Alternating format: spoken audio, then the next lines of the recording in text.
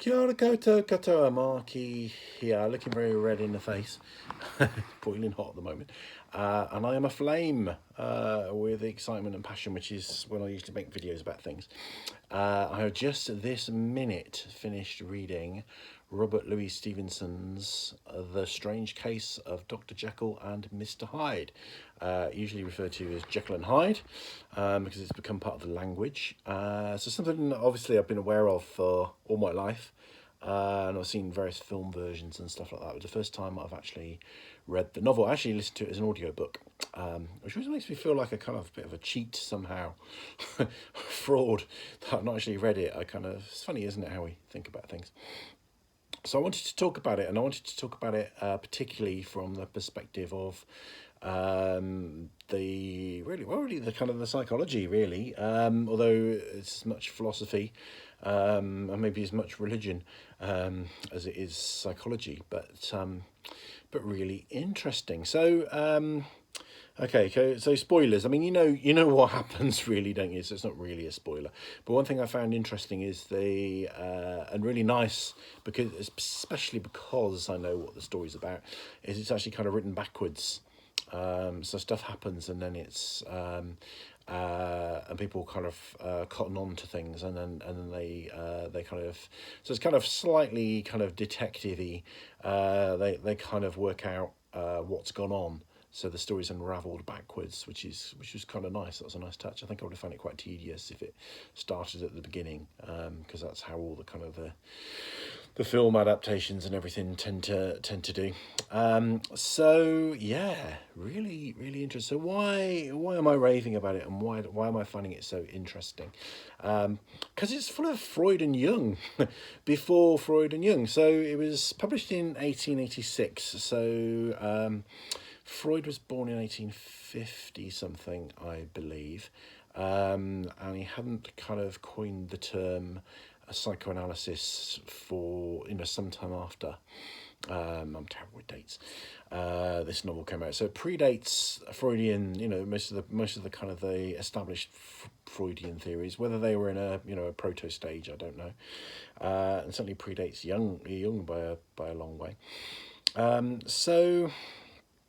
And this is where my videos tend to turn into rambles, because they're brought to you by ADHD, full of passion and fire, but very little preparation. So, what is it really? So I think the thing that interests me about it is it says a lot about identity. And that's a very current thing for me at the moment, because for a long time I've worked with gender identity. Which is very interesting.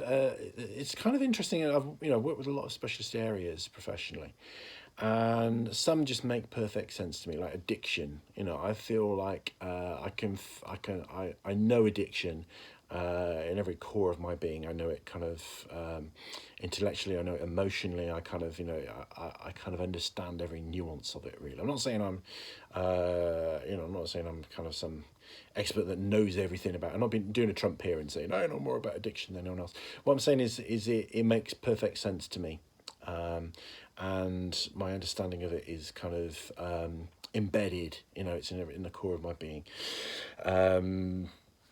It has a kind of logic. It's kind of very easy. I think very easy to kind of understand, to get your head around.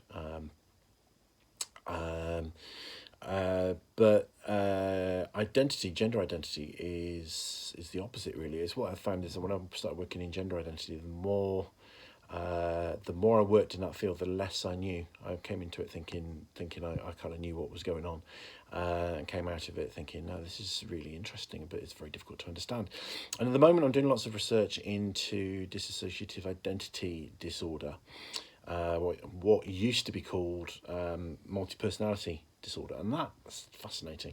And I've learned lots about that in the last couple of months, really, in the research that I've done, including the fact that it's very controversial. I kind of took it that it was just an established thing, that it was an established diagnosis, and you know, as part of the kind of the culture, you know, part of the mainstream, part of the orthodoxy, and it's not at all. It's very controversial, you know, in the psychiatric and psychological world is, you know, split down the middle, split in two, in terms of those who think it's you know, something that they think is real, or something they think may actually be created by the very act of therapy, which is kind of interesting, and other theories as well.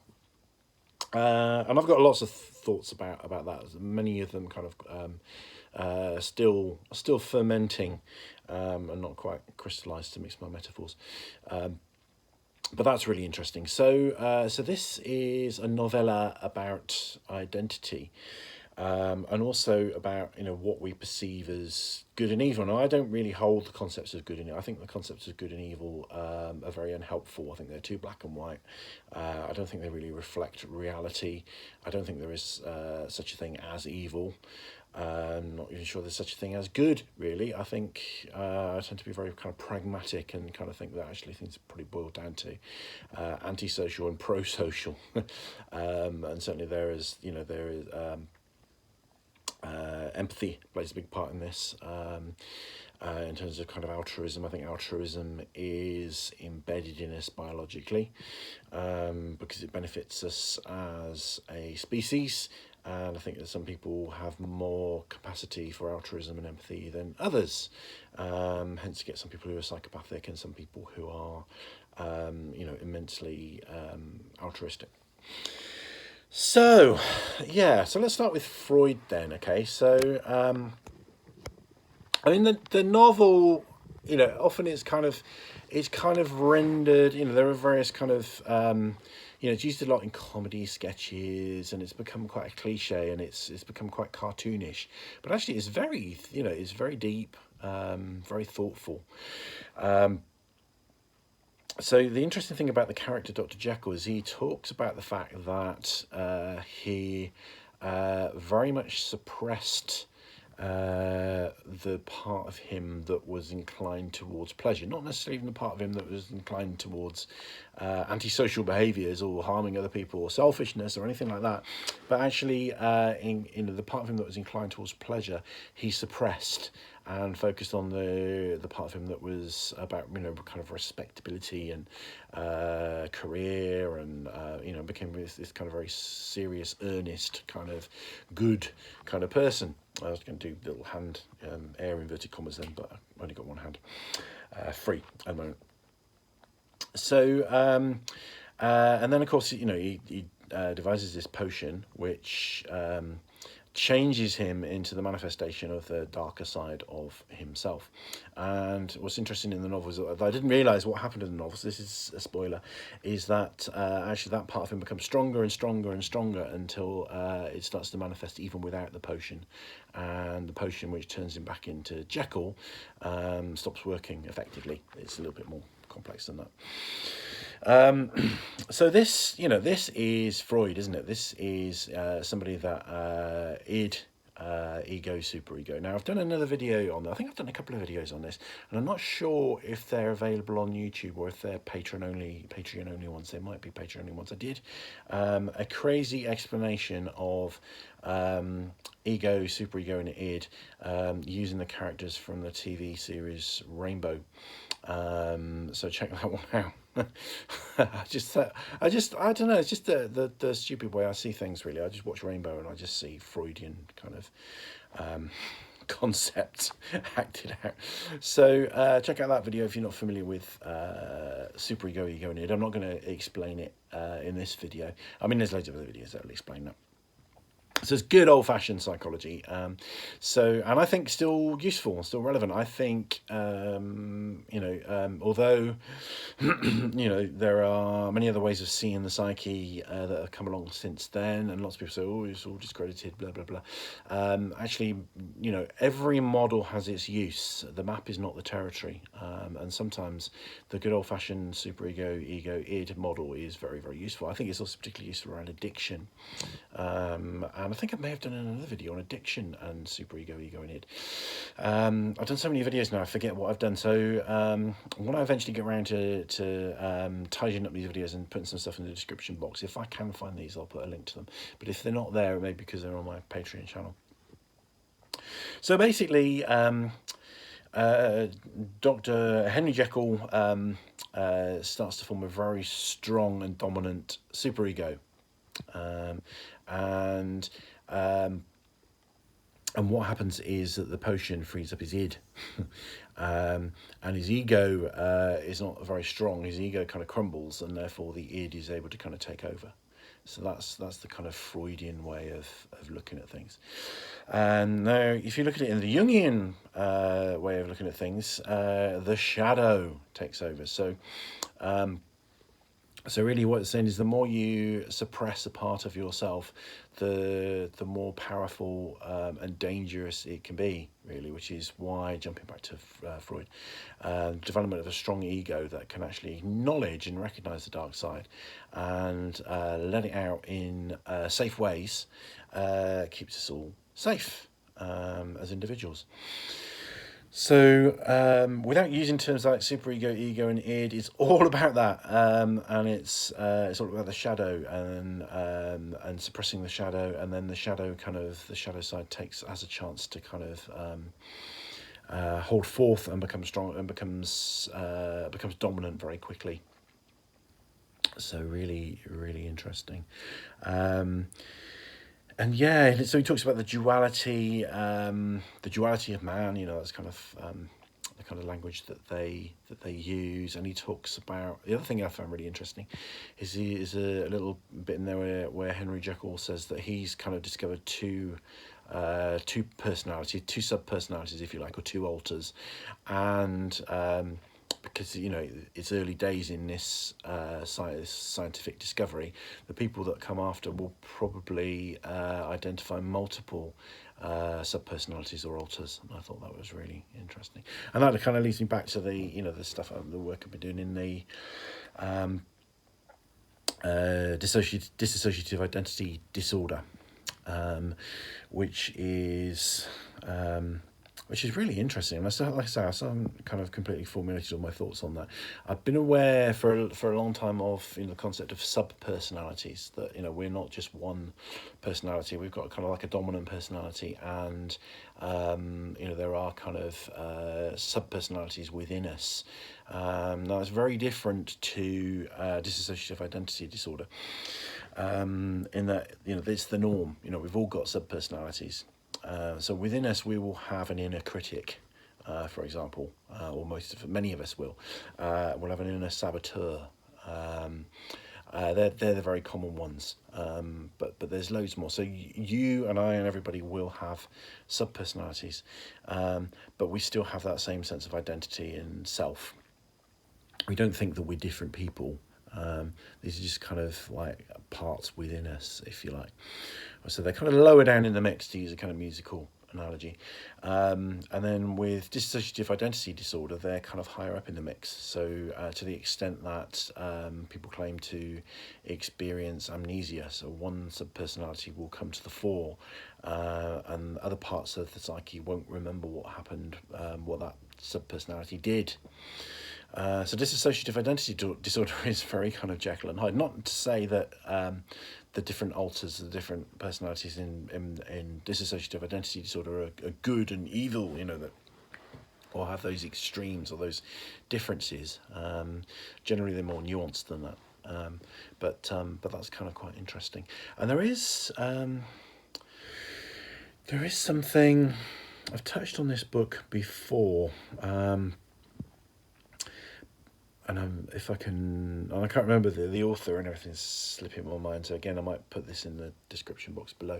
But there's a really interesting book on, because I think one of my other interests is the perception of possession phenomena, and how all these things are kind of similar but different and interrelate, and we don't know what's one and what's the other.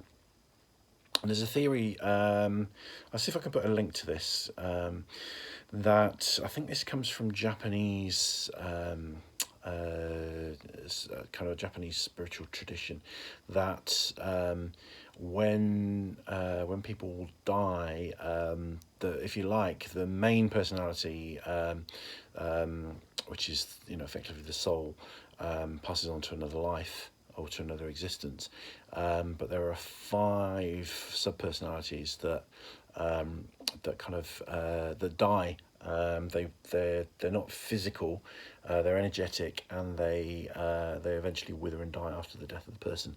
But sometimes they jump into somebody else and become possessing entities, or sometimes potentially they could wander around and become ghost-like entities. So that's kind of interesting. So I thought I need to double check the source of that. If you know more about that than me, then please put something polite and helpful in the comments. That'd be really good. But there's and I think the word is Shen. I think there's a word called so yeah. But that's a whole other thing, really. I'm going off on too much of a tangent, really. That's another topic for another video. I hope that's just whetted your appetite for a little bit more information. So yeah, not only is it an analogy for and it was consciously written as an analogy for or not a statement about identity, but also it says a lot about addiction. And to me, I think I've done a video again. I can't remember if I've done a video on this or not. But one of the things that I sometimes talk about is the difference between alcohol addiction and alcohol dependence, and they're 2 different things. So dependence is where the body needs it and can't function safely without it, without some kind of detox intervention or very gradual reduction. So there comes a point. Sometimes this is where somebody kind of becomes physically dependent on alcohol, or with any other addiction, where there comes a kind of a point where the behaviour is far less of a choice. Okay, to begin with, it can be much more of a choice, and then it comes to the point where it really doesn't feel like a choice anymore. And I think that's kind of what happens in Jekyll and Hyde, really. He kind of has a choice. He takes his potion, and that turns him into Hyde, which is a very exciting and thrilling thing. And eventually Hyde just starts to kind of appear unexpectedly. So the lack of control, lack of choice, which is what happens with dependency and addiction. That's the difference between somebody that abuses a substance and somebody that's addicted to a substance. So that was another interesting one. The other one as well is thinking about the time that this was written. Victorian society was extremely kind of duplicitous, and lots of kind of Victorian kind of middle class gentlemen, of which Robert Louis Stevenson was one. Church going and God fearing and all those things, that kind of huge degree of importance around respectability. And if you just look at the statistics for the amount of people that were engaging in the sex industry during Victorian times, it was phenomenal. It was a phenomenal sex industry. So all these middle class, very proper church going gentlemen were all using the services of sex workers. So it was a very uptight, repressed society. And obviously that was also the culture that Freud came out of. So a lot of the stuff with Freud is about suppression and repression and uptightness and holding things in and all that kind of thing, which is very much the kind of the Victorian thing. So yeah, so the kind of the double life, really, of what people feel they need to present to the public, and what their more earthy, if you like, desires drive them to do. So yeah, really interesting. And the other thing, just last point, really, the writing. I love Victorian literature. It's very kind of baroque, but just the language, just the turn of phrase, for me, it's almost like being massaged. It's like ASMR. Where people kind of experience sound in a way that's kind of physical. I think I get that with language. I think sometimes, so that Victorian language, which is very flowery, but it's kind of it's beautiful. It's an art. It's an art form. It's putting words together, with such elegance. I don't. It's very difficult to describe. Really, I think Baroque is the best way to put it in many ways. So it was a great pleasure, I say, to read, to listen to. The narrator was quite. I'll see if I can put a link to the audiobook as well, because that's available for free on YouTube. They're actually looking for volunteer narrators, and I'm kind of quite keen on the idea of that. So I don't know whether you get to pick which book you read. So they're interested in doing things that are in the public domain. So that means where the author has died so long ago that there's no copyright issue, and that the work is free for anyone to draw on or use. And I'm not sure where Bram Stoker fits into that, but I would love to read Dracula actually, which I would probably do in a very hammy way, be like the Count on Sesame Street, but yeah, I would quite like to read that one. So Jekyll and Hyde, it's interesting because I think it would fit into lots of categories really. I think certainly science fiction, certainly kind of horror, almost kind of detective, but very very philosophical.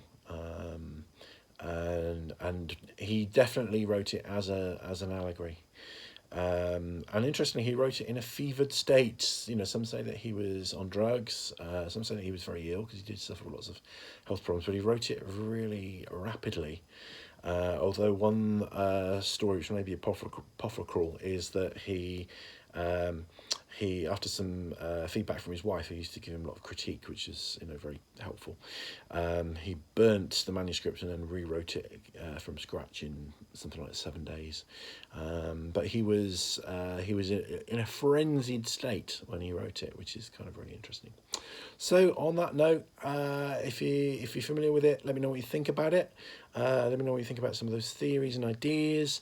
If you haven't read it, give it a go, and maybe try that audiobook, which I really enjoyed. And Rangi Mario.